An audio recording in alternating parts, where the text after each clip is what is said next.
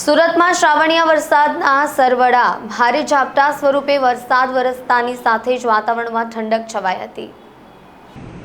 સુરતમાં છેલ્લા થોડા દિવસ સુધી મેઘરાજાએ વિરામ લીધો હતો, ત્યારે આજે ફરી વરસાદ વરસતા વાતાવરણમાં ઠંડક છવાઈ ગઈ હતી। શ્રાવણ માસમાં ભારે વરસાદી ઝાપટાથી અમુક નીચાણવાળા વિસ્તારમાં પાણી પણ ભરાઈ ગયા હતા। વાહન ચાલકોને હેરાન થવાનો પણ વારો આવ્યો હતો। સુરત શહેરમાં મધ્યમથી ભારે વરસાદની આગાહી વચ્ચે અઠવાડિયા પછી વરસાદ વરસ્યો છે।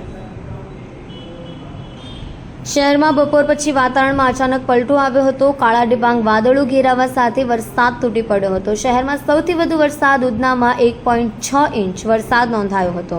સરથાણા, વરાછા અને લીંબાયતમાં 1 ઇંચ વરસાદ વરસ્યો હતો। મજૂરા, પુણા, લીંબાયતમાં 1 થી 2 ફૂટ પાણી ભરાઈ ગયા હતા, જ્યારે એકમાત્ર અટવા ઝોન કોરો કટ રહ્યો હતો।